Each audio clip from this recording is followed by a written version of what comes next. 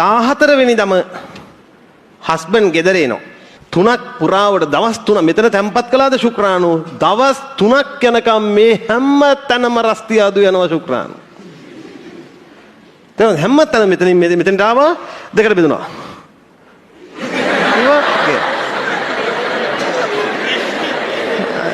චරයි ගොඩ ළමයි අහනවා නියුන් දරුවෝ හැදෙන්නේ කොහොමද? නියුන් දරුවෝ හැදෙන්නේ කොහොමද? ඒ වෙලාවට අපිත් පොඩි දෙයක් කියලා නිකන් ඉන්නවා.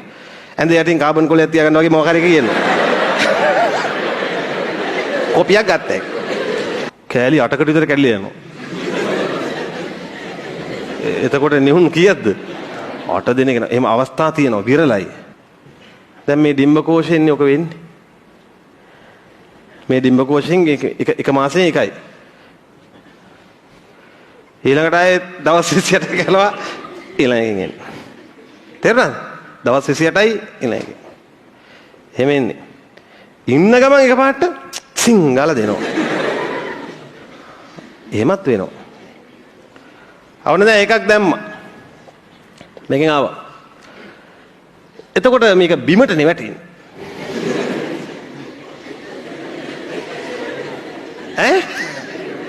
ද නෑ.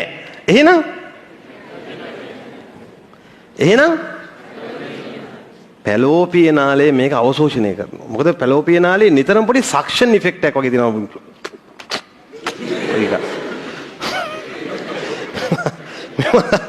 මේවා කරලත් බෑ නොකරත් බෑ ඉතින්. ඒ මොකද අර පැලෝපිය නාලයේ පක්ෂම වගේ ඇත්තනේ පක්ෂම නිතර ඇතුළට තමයි චලනය වෙන්නේ. එතකොට මේ පැලෝපිය නාලයේ කෙලවර තියෙන මොනවා හෝ වේවා ඒවා නිතර කොහෙන් බලන්නේ පැලෝපිය නාලයේ පැත්තට තමයි ඇදිලා යන්නේ. තව ඊට අමතරව පැලෝපිය නාලයේ තරංගාකාර සංකෝචන තියෙනවා නිකන් ක්‍රමාකුංචනේ වගේ. ඒ සියල්ල නිසා ඒ මහා ඩිම්බය මෙන්න මේ පැලෝපිය නාලයේ කෙලවරට එනවා. කීවෙනිදද? 14. හරි? සිකුරාදාවත් දෙන්නේ. ඔන්න 14 ආවා. 14 වෙනිදම හස්බන්ඩ් ගෙදර එනවා.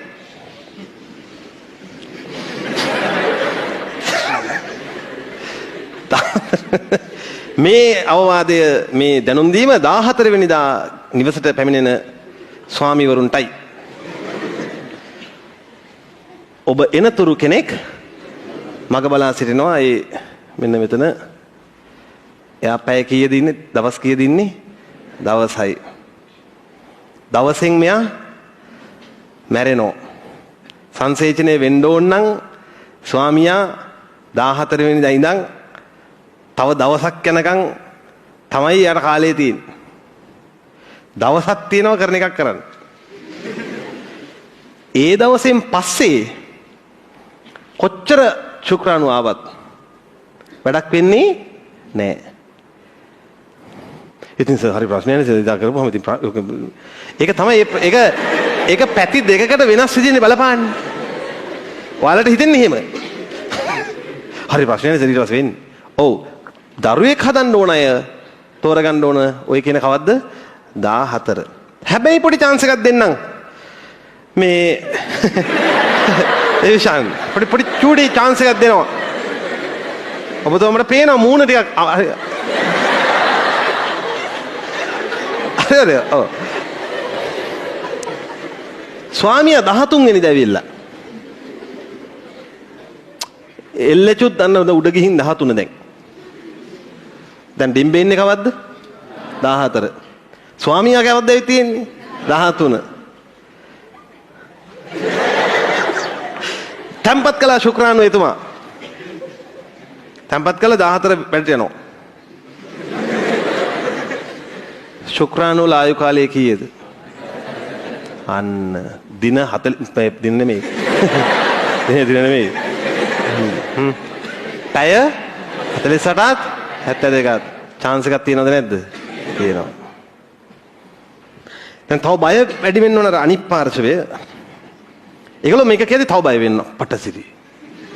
දැන් දරුවෙක් හදන්න ඉන්න අයට මේක එන සතුටුදායක ආරංචියක්. මේක ෂෝක් නේද? ඊට කලින් උනත් කමන්නේ. අනිත් උන් බයයි පටසිරි යකෝ. 12 වෙනිදා tempත් කළත් රිස්ක් එකක් තියනවද නැද්ද? තියෙනවා. 11 වෙනිදාත් තියෙන්න පුළුවන්. ඒ දවස් 3ක් නේ. 3ක් පුරාවට දවස් 3 මෙතන tempත් කළාද ශුක්‍රාණු? දවස් 3ක් යනකම් මේ හැම තැනම රස්තියාදු යනවා ශුක්‍රාණු. දැන් හැම තැනම මෙතෙන්ට ආවා දෙකට බෙදුණා.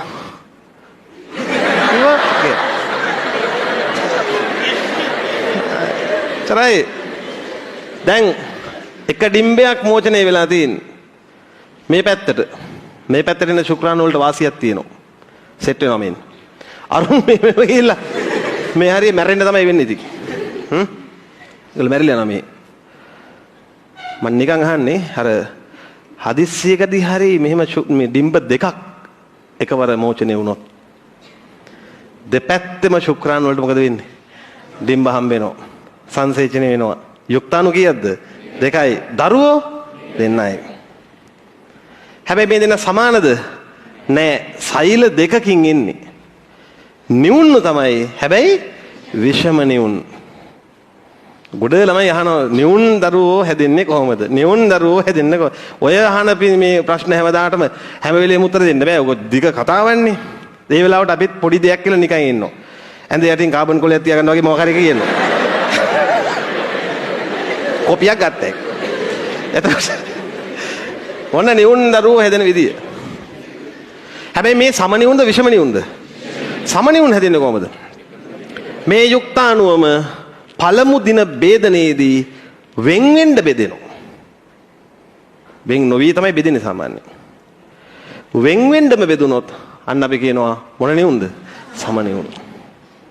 පෙනුමෙන් එක වගේ. ඉන්නවද නැද්ද? සම නිවුන් නැහැ නේද? සාමාන්‍යයෙන් මගේ පන්ති වල ඉන්නෝ. විෂම නිවුන් නැද්ද? විෂම නිවුන්. නැද්ද? කමක් නැහැ. මේක දැන් සමහර අම්මලා තාත්තලාගේ මේක බෙදෙනවා හැමදාම.